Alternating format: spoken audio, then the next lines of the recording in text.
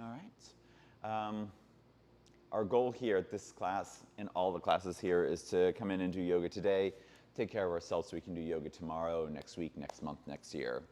So if something doesn't feel right, if the cues I'm giving doesn't feel good in your body, the other ways that you would like to get into a pose, you're more than welcome to, including saying, I don't need to be in this pose right now. And so giving yourself the space to stay longer in a flow, stay longer in the prior pose, hang out a little longer in something different. Very welcome to do that. Requests or anything for class today? Things your bodies or minds are asking for or wanting or needing? All right. That doesn't have to be true for the whole class. If there's something that does come up for you, feel free to shout it out and let me know. And we'll get started today. Most of us are in Sukhasana already, and you're totally welcome to stay that way. But if you would like to get started in Virasana, including sitting up on a block, do so.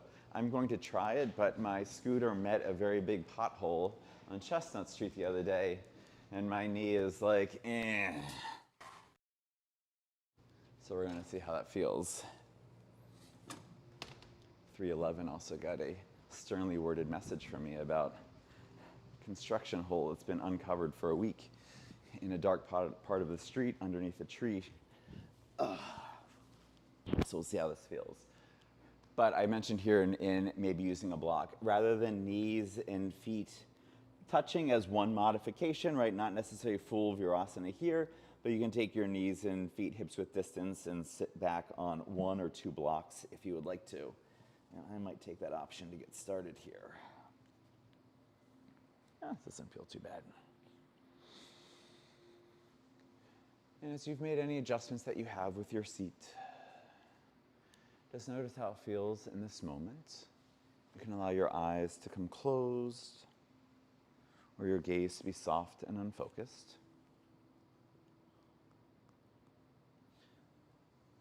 At the gym later this week, I'm teaching a pride class. They had asked about wanting to do that, and so I said yes to that. And I don't think I'm going to be having a yoga class with disco music or disco balls or anything like that going on in it. But for yoga, right, when I'm thinking of something like that, I'm often drawn to thinking about the chakras, moving up the body, same colors as the pride flag, same colors as the rainbow. And so while I might not speak about everything in it today, because I usually write out a lot and then I just get into my flow, what we're working with is moving through the different chakras, starting at the base, which is why we're just making some adjustments for some of us with our seat, and just noticing how it feels to be grounded if you are sitting differently. And even if you are not sitting differently, how does it feel just to come and have a seat with your legs crossed, or yourself in Virasana or a variation of that? And when we focus on these spaces, and even when we aren't necessarily focusing on them, but they're part of the practice that we're doing, it is about embodying and feeling and sensing the energy and being able to connect that to the meanings that we have with them. And so this music that I often have, or almost always have here in the background, is a chakra aligning sound. I don't know what else to say or call it. Frequencies that are connected to specific areas of energy in the body that work to, over the course of the full hour, move from ground, feet, to the crown of your head and top of your head. And so that's always something that's been happening here in the background. But our seat here and getting started is just about getting grounded. And that includes bringing yourself very intentionally to your practice, letting your breath help to hold you in this space by releasing the things that take your attention away from us, away from this space. And the in-breath holding the openness that was created. And you can sit here for 3 breaths with your palms resting on the thighs. You can take thumb and pointer finger and just lightly connect the pads, not necessarily the tips, and still let that rest palms down.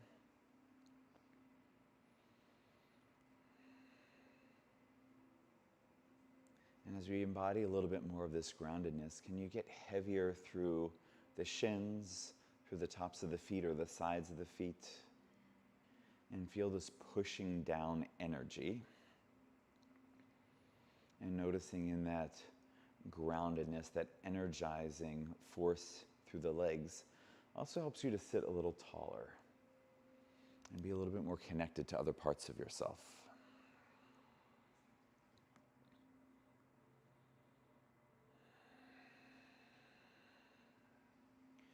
One more nice full breath in, and exhaling a complete breath out. You can let the eyelids come open. If you're seated in Sukhasana, you're going to stay just as you are. If you're here in some version of Virasana, we're going to lift up out of your seat, including off of the block. You can keep the block there, though. You can either cross at the knees or shins, which is where I now feel that little ding on my knee, to have a seat back on the block if you would like to, taking your knees wider here in Baddha Konasana. And so it's pretty early for this, and if feet in really close feels like where you usually are, but that's not in your space today, let your feet be as far out as you need them to be, to find this nice openness through the knees, to stay connected, inner edges of both feet pressing into each other, and bringing two different pieces together here. Press the feet into each other. As you press the feet into each other, press down through the blade edges of the feet into the floor. And as you do both of those things, can you also hug heels towards sit bones and feel how that tilts the pelvic bone a little bit more forward, changes the shape of the low back. Now we've started to move just a little bit more into our second chakra, Swadhisthana, the space of the hips, of creativity. And if you'd like to deepen this anymore, you can bring your thumbs with your fingers and take hold of any part of the shins or the fronts of the ankles that you would like to. You'll probably notice shoulders coming forward as you do so. Can you draw shoulders on your back to pull yourself slightly forward as you keep the feet active and the knees heavy, and then start to make engagement here through the core, drawing belly button in and up. The heart coming forward and lifting up through the crown of the head.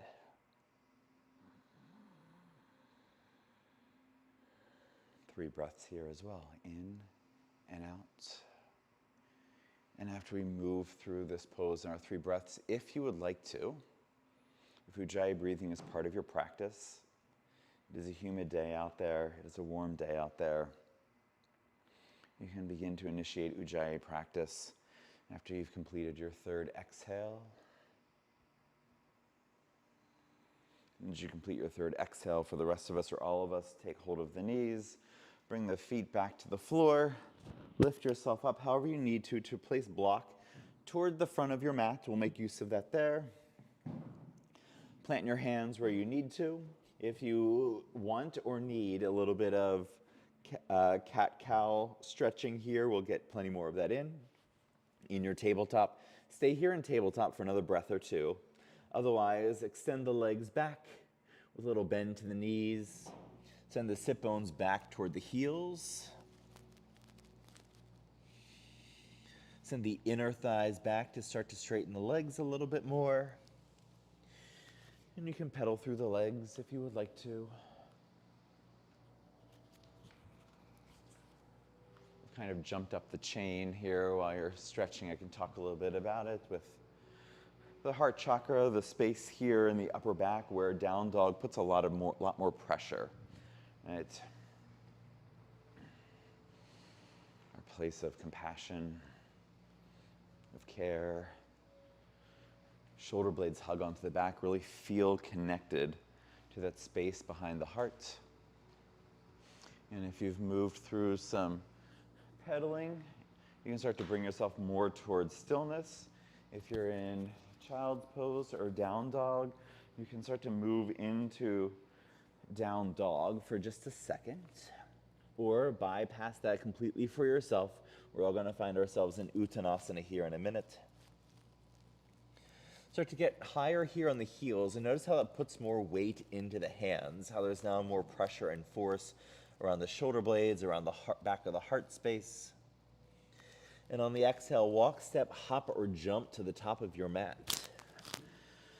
Noticing how you land, and before rising up or making any changes, keep a little bend to the knees. See that both of your second toes are pointing straight forward. Push down into all four corners of both feet, that rooted, grounded connection once again. As you either push the inner thighs back or try pushing the heels away from each other to get a very similar action. And come up onto fingertips. Engage the core here so that we're also drawing or pulling ourselves into a deeper forward fold rather than just letting gravity do the work. And just like in your down dog, can you hug shoulder blades toward each other so that we don't have this deep roundedness in the upper back, like you're trying to send the heart, the upper chest here toward the legs rather than just hanging over the legs, which is perfectly fine if that's where it is in your body. Listen to it. On the next inhale, come onto fingertips. And take a really deep bend through the knees. You can keep hands to the floor for a modified chair if that helps you to sit lower and deeper. More fire, more effort here through the legs. You can keep belly and thighs connected as you reach the hands forward. You'll probably notice yourself sit back a little bit as the body adjusts to find balance. We're coming more fully here into our chair pose by pushing down into the feet, but not unbending the knees so the energy moves into the hips and the torso as you rise up higher into chair. Can you send hips back a little further? Maybe sit down a little deeper as you hug thighs to center. Much more active and grounded chair as we lift here through the space of the heart. And on the next inhale, to straighten the legs, stand down through the legs, completely push into the feet to get tall. Turn the palms forward, hook the thumbs, lift the heels as you pull the hands apart. And on the exhale, let the heels find the floor. With the biceps framing out the ears, you can start to lift heart to the sky here, but if you're doing so, stay strong through the core, stay heavy through the feet. And on your next in-breath, rise up, tall mountain. Exhale for mountain pose. Feet can be hips width distance, feet can be wider, feet can be closer to touch, whichever feels right for you. With the palms spun forward, find this openness here through the shoulders. We'll move through a sun salutation B, which I've been adding some extra three-legged pieces to it. We'll see how that feels for some people or all of us. On the inhale, reach up, get tall once again.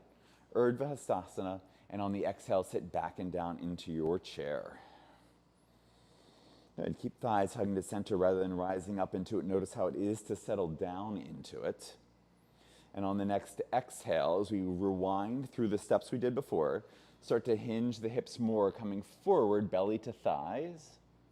Then hands find the floor as we take our legs towards straight. From chair pose to forward fold, Uttanasana. Inhale, come up enough so you can step one foot back and then the other for plank. You can always lower the knees in plank and do a modified Chaturanga Dandasana in your Surya Namaskar B, Sun Salutation B. On the exhales, the elbows start to bend back toward the hips. Come onto the tippy toes, lower halfway down. Maybe bring the knees down here if you would like to. You can come all the way to the floor to come up into Cobra, or you can untuck the toes. And as the heart pushes forward, shoulder blades draw back, push down through the hands, lift thighs for up dog. Good. On the exhale, come back down to Chaturanga or to the floor. And either of those options, if you would like to, push through the left heel to lift the left knee. Lift the right foot away from the floor. Push up through three-legged plank. Exhale back to three-legged down dog. Just one breath. And on your next exhale, take a big step forward now with that right foot, or many steps. Let the back knee find the floor.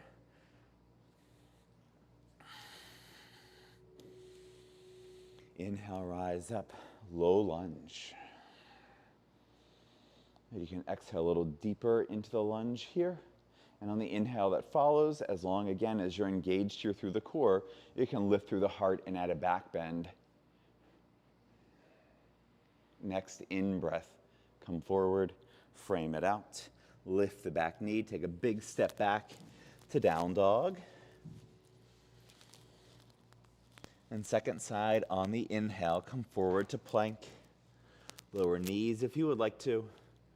Exhale to chaturanga or all the way to the floor. Inhale for cobra or up dog. And exhale back to chaturanga or the floor. Push through the right heel to lift the right knee. Maybe lift the left foot. And on the inhale, push yourself up and back to three-legged dog. And let it be your next exhale where we take a big step forward. Lower the back knee. Inhale, rise up for a low lunge. Maybe something more like Anjaneyasana as we deepen the lunge. Lift through the heart. Reach arms up and back behind you. Next inhale, rise up. Exhale, frame it out. Lift the back knee, step back to down dog. Pause here if you would like, or one more opportunity to stay warm in here and fight against the air conditioning. Inhale, come forward to plank. Exhale to the floor, chaturanga. Inhale for cobra or up dog. Exhale, back down. No three-legged anything. Push up and back, your down dog.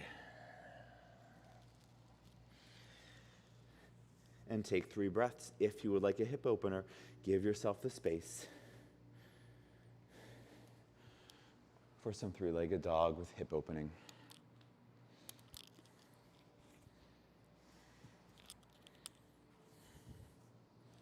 And on the next inhale for everybody, lift the heels really high.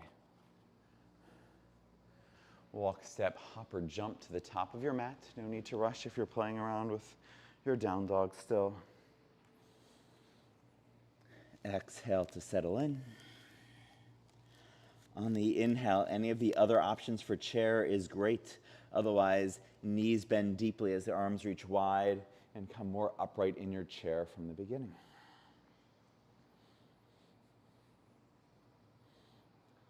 Inhale, stand through the feet to get tall. Exhale, mountain pose, Tadasana. 3 breaths here. Each breath an opportunity to bring yourself back to the present, back to your body. And on our next in-breath, as we reach the arms up and overhead, take chair pose one more time.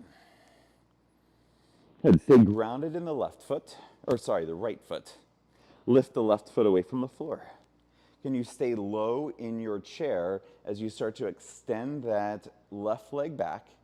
Bring the toes to the floor a little bit shorter than you typically would. Spin the back heel down at an angle so your toes are pointing to the front left corner of the mat. On the exhale, bring your hands down to frame it out. Have your blocks by your side. And while you're here, just take a look at the positioning of the feet. Warrior One can be done on a bit of a tightrope with the heels meeting, but doesn't need to be. So you can take your right foot wider to the right or your left foot wider to the left. And if that helps with the squaring off of the hips, on your inhale, rise up for Warrior One. Oh, that left hip is hugging forward. We're staying deep in that right knee. We're pushing out and back through that back heel. Warrior One. Maybe palms touch, maybe thumbs cross, biceps close alongside or just behind the ears. And as we push the feet down and away, we get a little lower. And as we stay low, we hug the feet together and lift and lengthen through the fingers a little bit more. Nice. Find your breath, find your Warrior One.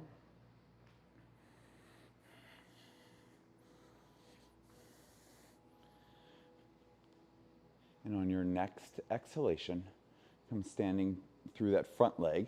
Back leg stays straight. You can keep arms overhead. This is annoying. Keep arms overhead. Or you can bring hands to the hips.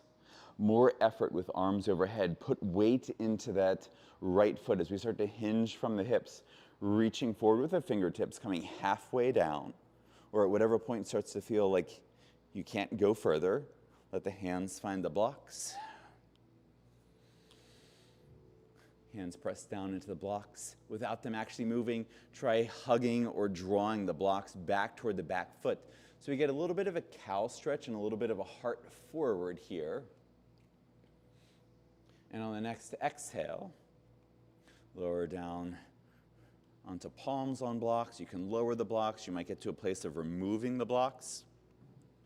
Again, just for 3 breaths, deepening your Parvottanasana, pyramid posture. Intense side stretch. Probably what you are feeling on the right there.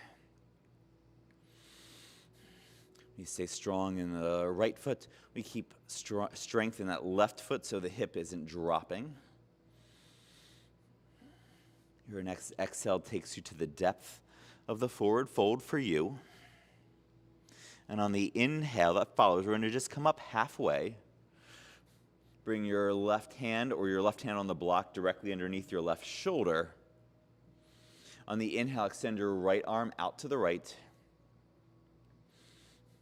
Turn the palm up.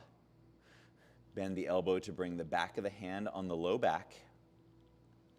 And on the exhale here, as we keep pushing strong into that left foot, we're going to start to spin the left side of the torso toward the inner right thigh. The elbow will start to lift. There'll be a more stronger connection for the twist.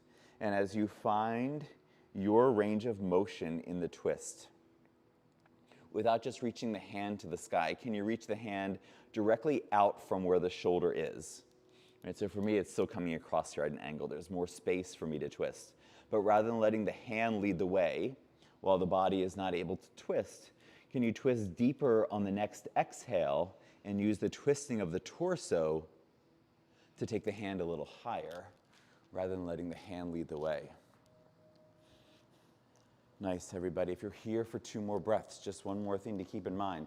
That outer left hip wants to push out. Can you hug that outer left hip in more towards center? Can you hug that outer right hip more in towards center? Good. Next inhale, unwind. Bring both hands to blocks. Put a nice bend in that front knee. So there's some release there. And then letting the left hand lead the way. Come more upright. As you do so, turn both feet toward parallel and then slightly pigeon-toed.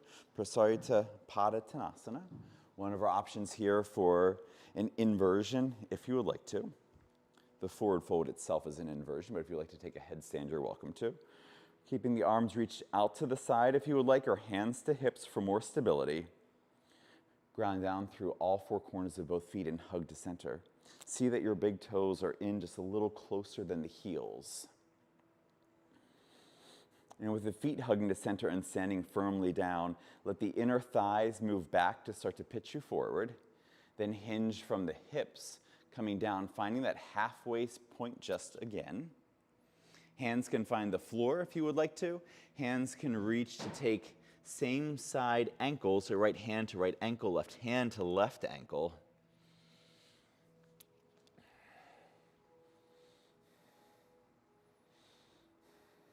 And if you're taking hold of the body, start to bend the elbows, push them away from each other to draw yourself deeper into the forward fold. And just notice as you're in this, does it feel like there's more weight through the heels rather than the balls of the feet? This is still a forward fold where more pressure typically is in the fronts of the feet. If we're getting too much into the heels, that means we're leaning back in the posture. And we're changing our ability to stretch through the back body. And if you're in a headstand, as you're ready to, slowly lower down. If you're here in your forward fold, either with hands to the floor or releasing the hands from the ankles and reaching wide, draw shoulder blades onto the back. Little cow-shaped stretch here as well as you take your gaze a little bit forward and stand down through the feet as you push through the shoulder blades and unhinge from the hips. Good. Hands find the hips.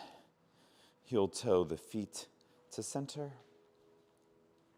Turn to the top of your mat and take a big step up to the top of your mat. Good. Side two. In your mountain pose. To begin, next inhale lowers you into your chair. Now where I was going the second side, put weight into the left foot, let the right foot get light or lift away from the floor, and as you stay as deep as you can in your chair pose, start to send or slide that right foot back to a slightly shorter stance. Let the back heel spin down. Frame out that foot so you can just take a look back and see if there is a need to make a change to the position of the legs. And then with left knee over left ankle, inhale, rise up for Virabhadrasana 2. Right hip is hugging forward, left hip is hugging back, even as we settle deeply into the lunge. That's where we find the stretch across and through the hips, the lower part of the body. Nice. One more nice full breath in here with the feet hugging to center to get taller. And as you're taller, the feet start pushing away from each other to deepen the lunge. Nice. Maybe keeping the hands overhead or bring them by your side if you would like to. Push your front leg down and forward to straighten the leg. That'll send the hip back. So it's like we're getting started here and more upright for our pyramid pose. On your exhales, you put weight into the front foot. So we have something to push into to resist the strength of gravity. Lower down halfway, find the blocks, make any adjustments you need to, and in pyramid pose, you can always have a little bit of a bend to that front knee. But making use of the blocks here so that rather than a cat stretch through the upper back, can you find neutral or even a little bit of a cow stretch? And each exhale here for the next 3 that happen, lower, deeper into the pose, or simply deepen the pose without lowering by deepening your awareness of what is happening in the body.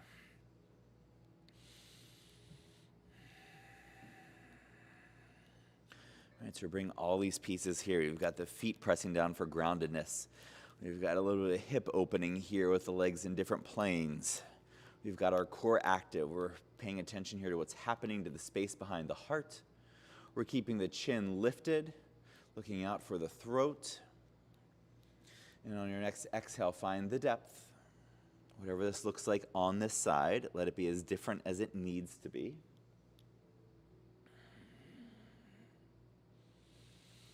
And on the next inhale, come up halfway.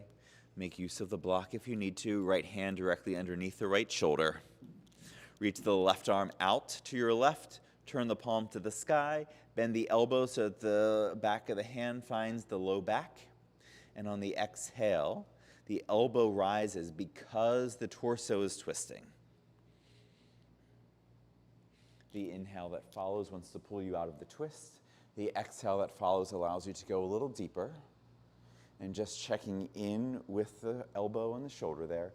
Maybe you reach the arm farther out and you reach more to the sky because there's more twist through the body that is making it possible.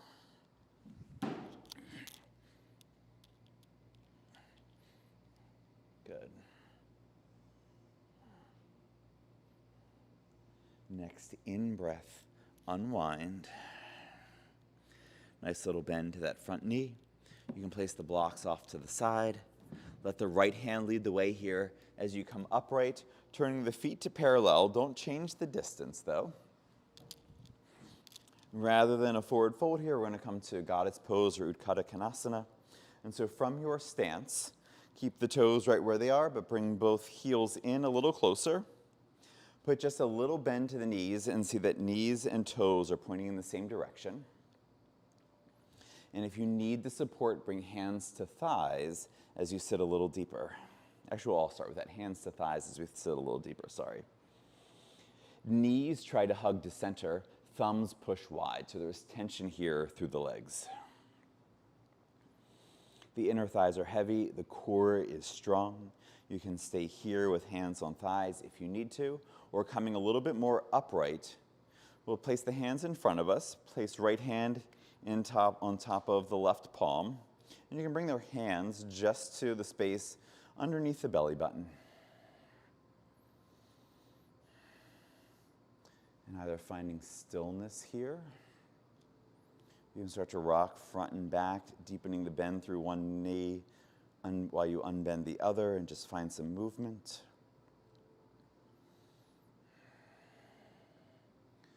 But through the movement, as you come through on the second side, are you able to sit back and down a little deeper? And then try some more. And can you sit back and down a little deeper?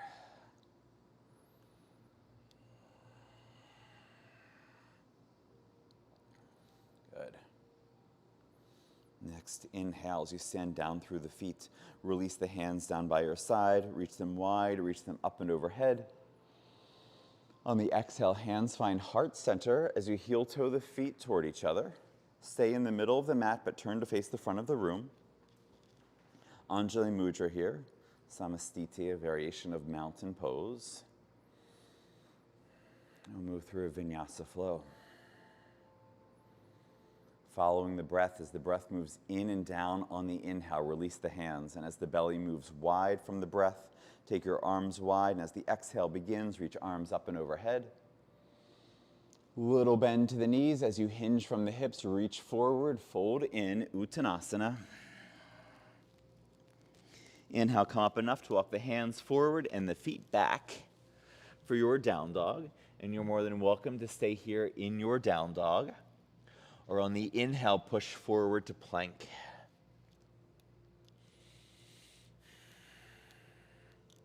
Knees lower or not to more safely and more stably come to the floor. Untuck the toes. Tops of the feet press down. Shoulders move down the back as elbows hug alongside the body. Heart reaches forward, baby cobra. Maybe push down through the arms, coming higher up in your cobra. Good. On the exhale, lower back down. Tuck the toes. Lift the knees if you like to move through a push-up. Keep the knees down if you like to move through tabletop. And exhale back to a down dog.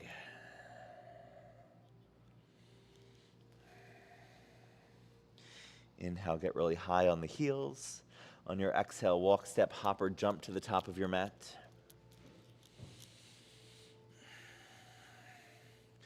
Good, put a nice little bend to the knees. Bring hands to the thighs as you rise up to stand. Step your feet as wide as your mat. Turn your toes out. Typically where we start.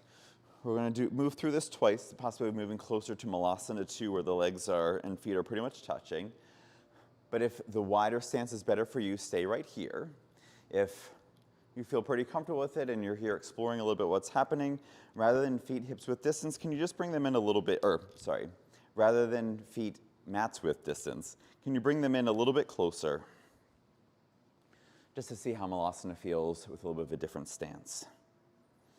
Inhale, hands to heart center. Finding that same action here. On the in-breath, follow, reach the hands down. Widen, and on the exhale, as the hands start to reach up, start to bend the knees. Come down to the halfway point. This may be where it is right for some of us. Maybe going further, hands come back to heart center as we more deeply bend the knees, hinge from the hips, settle down into your Malasana pose. Working to have heels touching, and if not, you can place a block underneath you. You can always have a blanket underneath the heels. Knees hug into center, elbows try to push wide. You could probably put that up just one more setting if you wanted to on the block. Yeah, oh, you got it. It just needed the extra pause in the middle. Nice. And find this lift. Lengthen out through the crown of the head.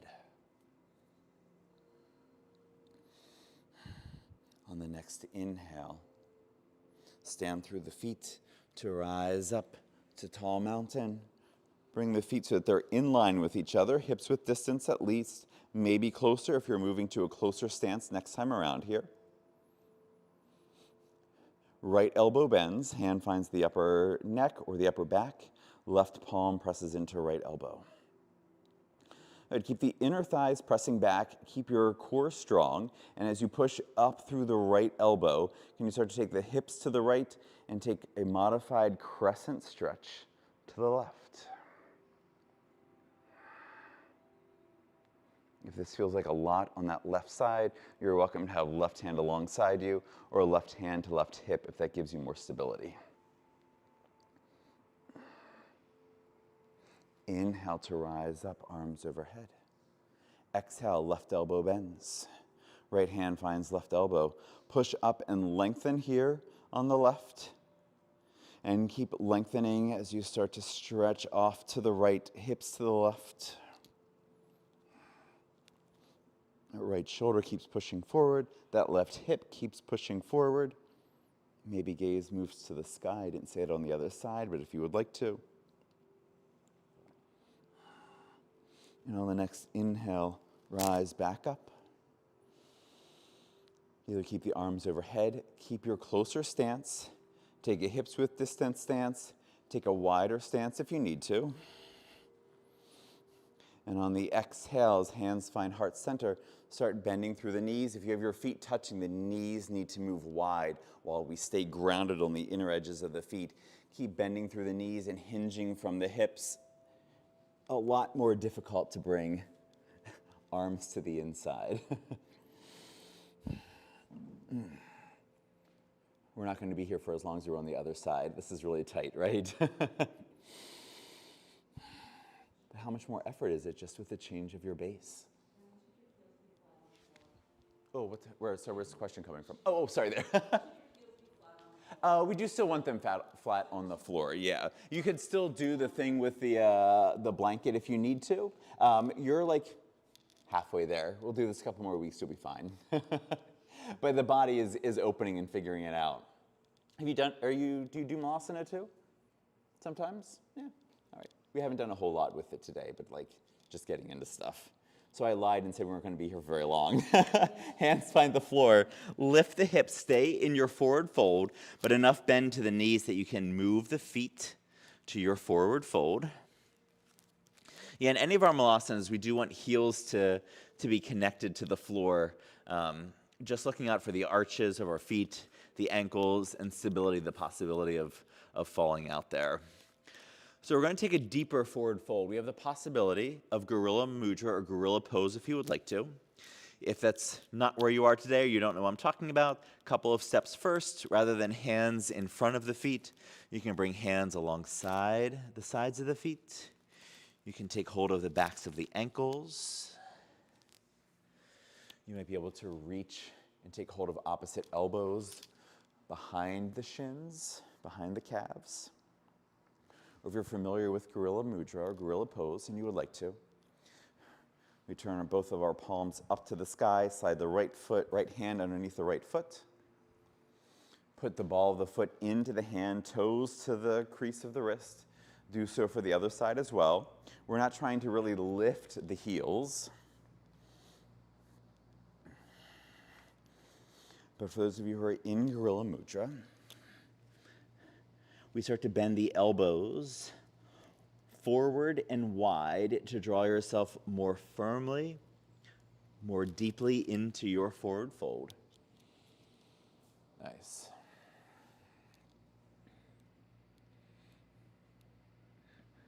And now we'll add something. Next inhale, release your hands. If you would like to have a strap by your side. If you need one, let me know. I can get you one. We have two choices for rising up this way. For some of us, we will not choose to rise up this way at all. If you would like to, a little bend to both knees. Take your strap and place it underneath the ball of the right foot. Maybe We take our yogic toe, our fingers, peace fingers, around the right big toe for yogic toe lock, still keeping a nice little bend to both knees. If you have yogic toe lock, you're going to take your left hand to your left hip. If you're using a strap, take hold of both sides of the strap, each side in each hand, and bend at the hips a little bit, almost like you're coming into chair pose. Then put more weight into the left foot, lift the right foot. Maybe coming up with that knee staying bent in the support of the strap, or lengthening the leg as you rise up from forward fold into Utthita Padangusthasana A. For real, just 3 breaths. Notice yours. Inner thigh is heavy, pushing out through the heel, or keeping the knee bent and supporting at the ankle. Your next in-breath, we're going to take this foot wide, think 45 degrees to start for your first breath. You can reach your left hand out to counterbalance, but try to maintain mountain pose as much as you can. Your next exhale, start to spin the toes away from you. That'll change the connection of the leg into the hips and maybe give you some space to take the leg wider than 45. Good, we're shaking, I know. Inhale, come back to center. Take both ends of the strap in your opposite hand. You're going to take your left hand to the outer right foot. Maybe extend back out and exhale into Padangusthasana C. We're wobbling here. It's all right. We didn't get to see how we came up. It's all right. Inhale, come back to center. Release yourself out of it with as much control as your body still has on that side. Shake out the legs.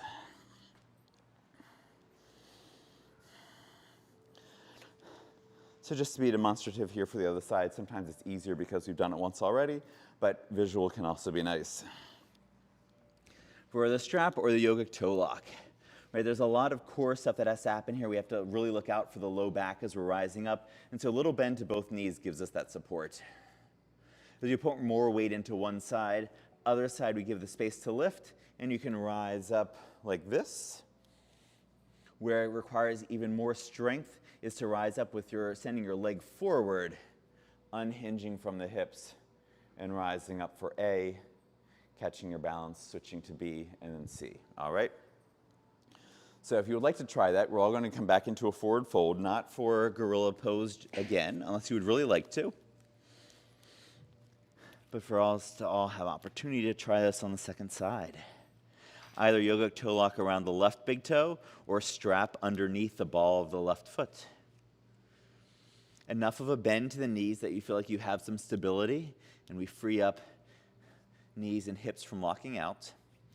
Right hand can be on right hip.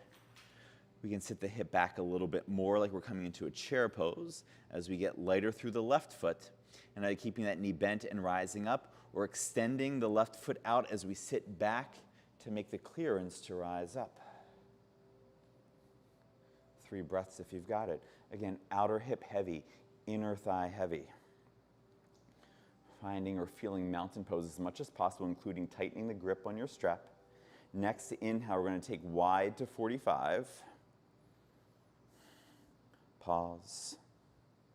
Maybe counterbalance and pause. Maybe next inhale, the inner left heel lifts, the toes point wide, so the leg moves in the hip socket to allow us some space to take a wider stance. Good. Inhale to come back to center. Bend the knee, come back to stand if you need to for a second. Switch the grip. Extend back out or keep the knee bent. And left hand reaches back for a twist while standing on one leg. Good. Nice. Inhale back to center. Release the strap, come down with as much control as you still have in the body. After that, sway a little bit from side to side, shake things out, whatever you might need to.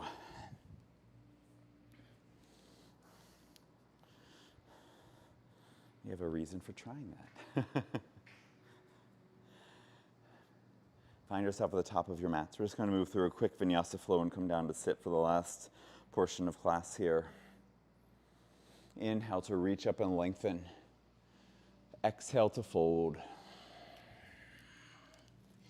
Inhale, step back to plank. If you do not want to go further than this, pause here in tabletop. Otherwise, move through the rest of your flow. Maybe bringing up dog back. I didn't lead that through the last time. Exhale back. We'll all rise up to be in table to join everyone who didn't come all the way with us. Then feet to one side or crossing at the ankles, however you would like to have a seat with your legs extended out in front of you. If you have a blanket and you might want to sit up on your blanket, feel free to do so. If you don't have one but would like one, just let me know and I will come over and get one for you. Good. Come on to hands behind you. Setting up here, starting with Dandasana pose. So rather than leaning back, ears over shoulders, shoulders over hips, toes are active, thighs, legs are heavy. Right leg stays extended as we draw left knee in. Left knee opens wide. Find tree pose on our seated, in our seat. Again, another place where you might use a strap if you would like to, also not necessary. Get yourself good and grounded. Inhale as you push down through the sit bones as you get heavier through the left knee, reach up and overhead. Good. Lengthen, find that contraction through the core to lengthen through the spine. And from this taller space in your seat, start sending the heart forward, finding your stopping point. Hands find the floor. Finger pads press down, hug back toward the hips so you can pull your heart forward. Keeping your heart lifting on the next exhale, start to walk the hands forward. Wherever they go, they can stay just where they are. You can certainly have right hand and left hand taking hold of either edge or side of the right foot.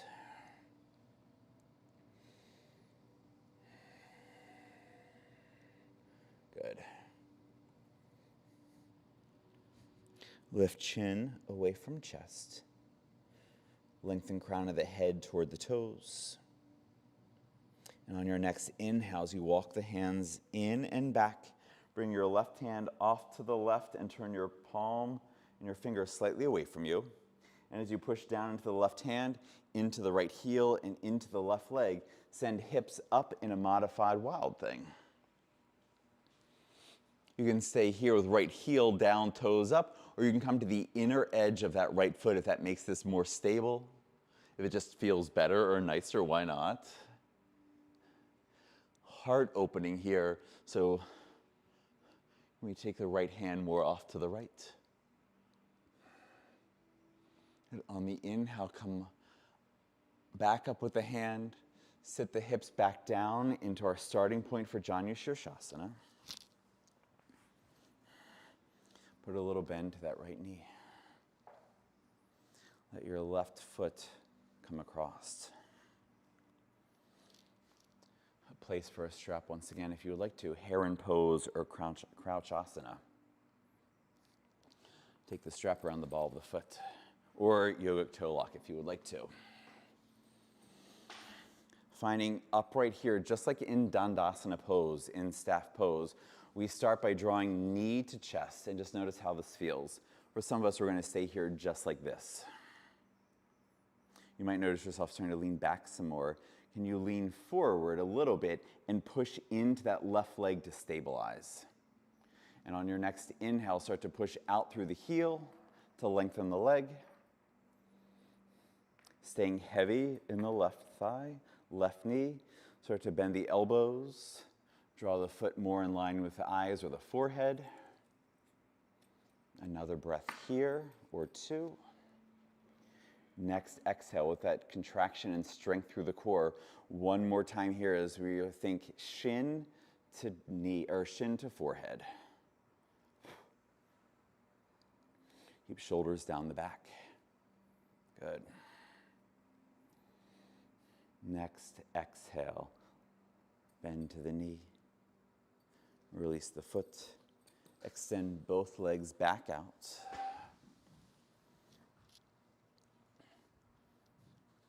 Heron's pose, crouch asana. Come back to Dandasana, the starting point. Keep your left leg extended, draw right knee in. Right knee opens wide, find your seated tree. Questions about heron pose while we were in it? Or now that we're not in it, we can talk a little more freely. Not trying to have a conversation when we're in some of these, right? Push down into the leg, into the bent knee, sit down through the sit bones to get tall. Exhale, walk the hands forward, finding your stopping point again. As you do so, hands press down, hug back toward the hips to send the heart forward. That's another reminder here to lift chin away from chest. And on the exhale, if you can keep that lift, start to walk the hands further forward, bring more of belly to thigh, making so you might be able to reach and take hold of, interlace the fingers around the foot, however it might be. Elbows can push it wide a little bit to draw yourself in a little further. We'll be doing that in just a second, so we don't have to force it into it right now.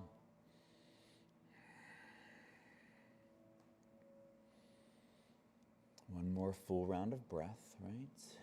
Yes.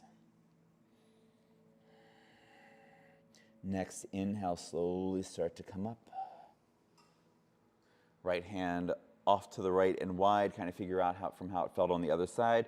Turn the fingers away from you so you get this opening through the shoulders. And as you push down into the right hand, into the right leg, and into the left leg, send hips to the sky, left hand to the sky.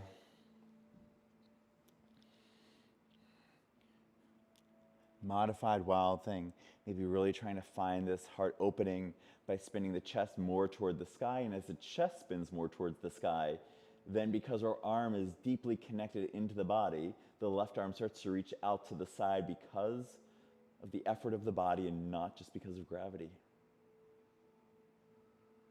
Inhale to come back to it, sit back and down.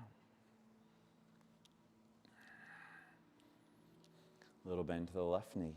Take your right foot across so you have a nice solid seat here. Take your strap around the ball of the left foot.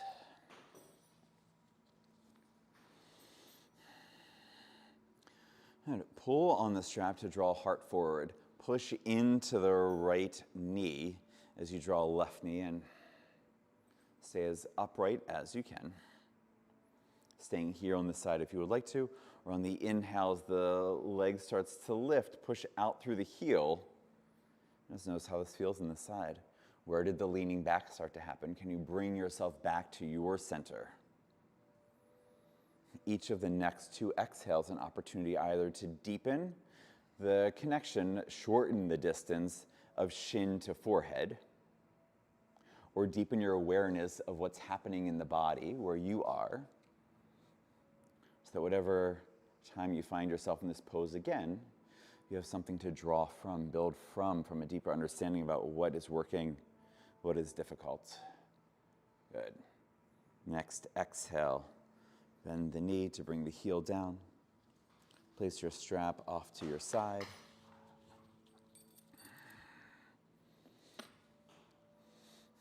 Bring both knees up.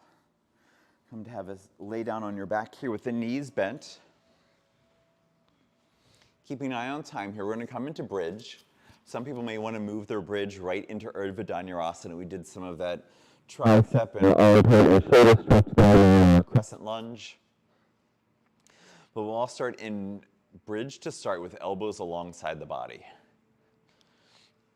And I've said in this class a couple of times before, but we've always got some new people.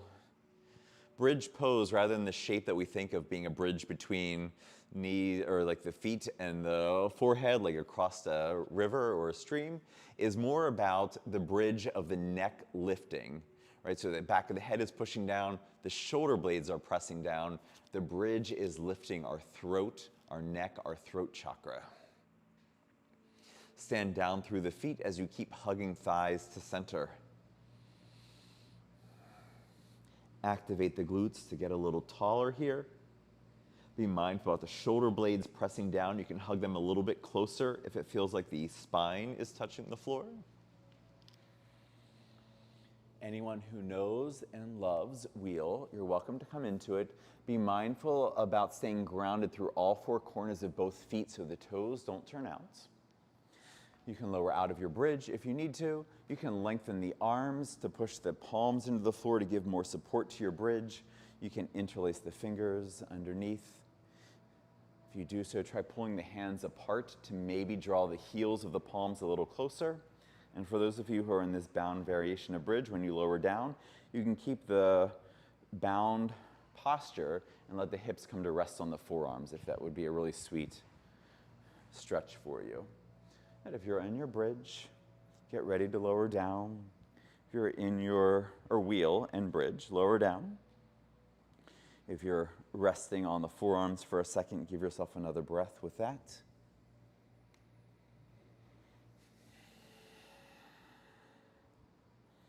And lift up to release the hands. Bring the knees to touch. Take the feet as wide as the mat. Let the knees flow from side to side with your breath. You can have your hands in cactus arms if you would like to.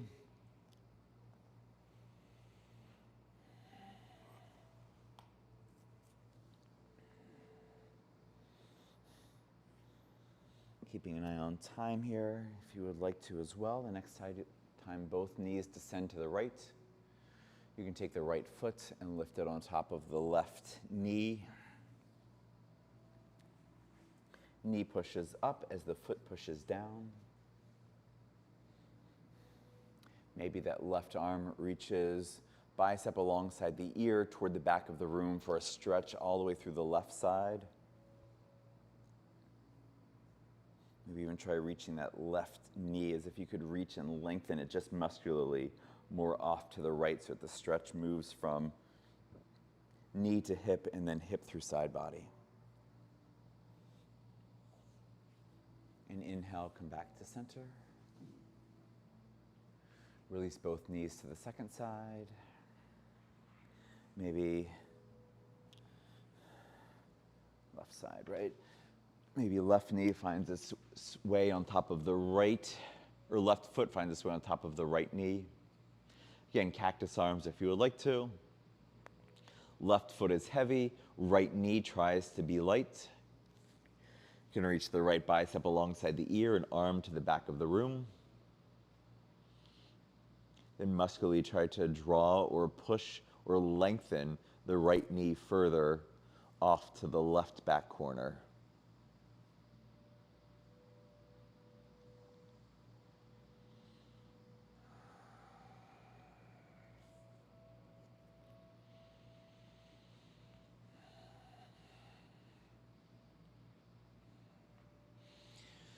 Undo through the legs, and on the inhale, come back up to neutral. If there are any final poses that you would like to take today, do so. You can give yourself a nice big hug in Upasana. You can take Happy Baby. Anything that feels right in your body, including moving right on into Shavasana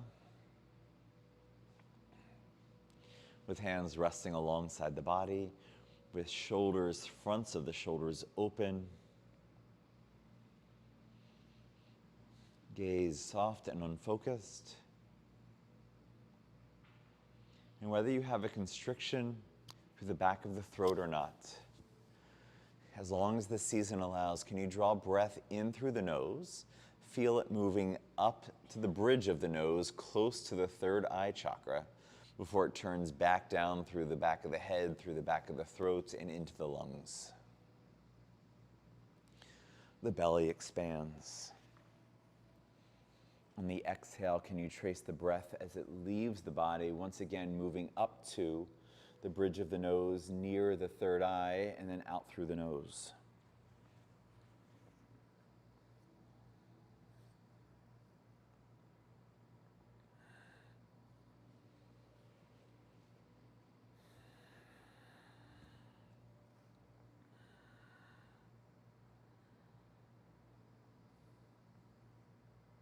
Five or six more breaths, just like that.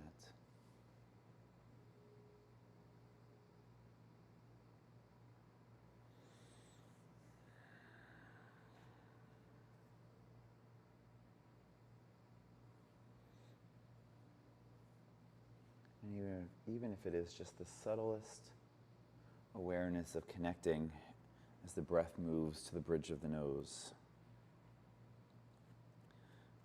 Be aware of the subtlety. Our awareness of that is how we magnify, how we deepen our attention, how we strengthen our attention on this part of ourselves that in the chakra system is connected to the third eye and our intuition. Our ability to see that which our eyes cannot.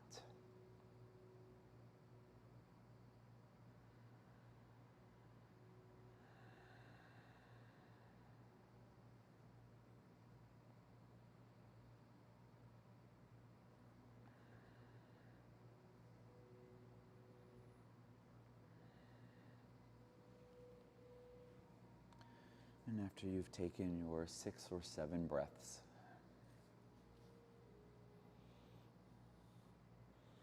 just give yourself 3 or 4 breaths without anything other than just breathing in stillness.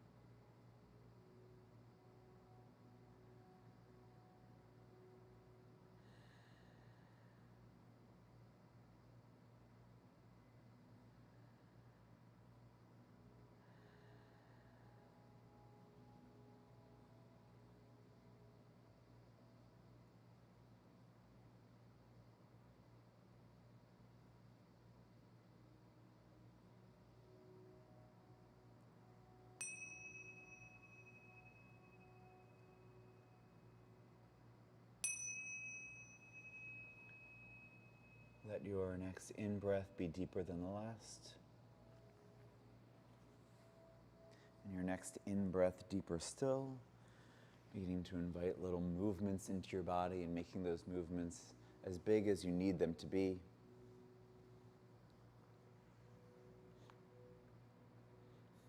According to a clue in the New York Times crossword puzzle recently, iguanas have a third eye and is their heat sensing organ for infrared.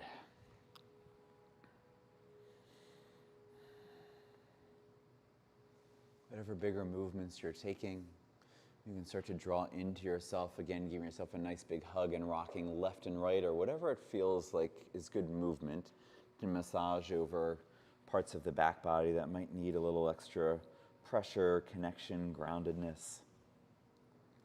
And you can either rock and roll to come right on up to have a seat, or roll off to one side and push yourself up to a seat.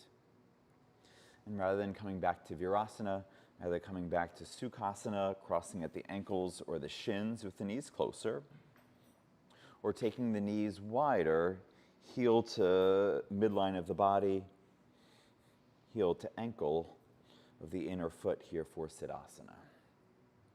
And again, hands can rest on the thighs, thumbs and pointer fingers, or if you would like to, rather than a grounding sensation, returning to this reminder of self-reverence by bringing the hands to heart center in Anjali Mudra. 3 breaths here, in through the nose and out, in through the nose and out.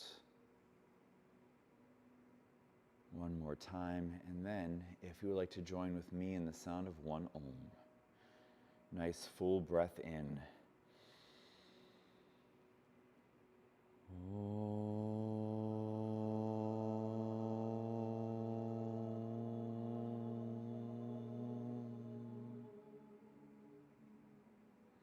The light in me bows to the light in each of you.